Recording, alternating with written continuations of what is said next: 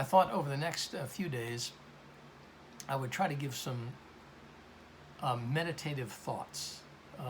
People have an awful lot of time all of a sudden, a lot more than we normally have.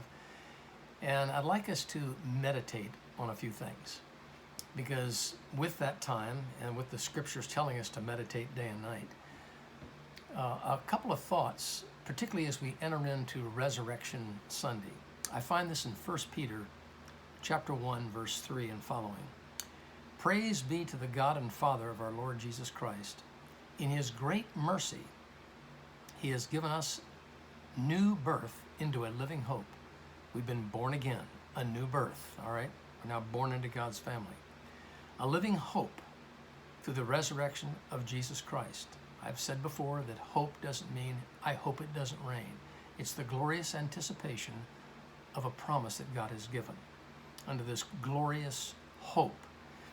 Then it says, through the resurrection of Jesus Christ from the dead, and into an inheritance that can never perish. Think of that. We have an inheritance that will never perish. The inheritances we have here, they perish. This is an inheritance, the eternal salvation that will never perish. It won't spoil or fade away. Everything in this world spoils, rusts, decays, and fades away. But Peter goes out of his way to say that's not going to happen with this promise. It is kept in heaven, reserved in heaven for you, who through faith are shielded by God's power until the coming of the salvation that is ready to be revealed in the last time. So with Resurrection Sunday coming up, with Easter, take a moment and look at 1 Peter chapter 1, verse 3, and just zero in on some of those words. The inheritance that we have that will never fade away, never spoil, never decay.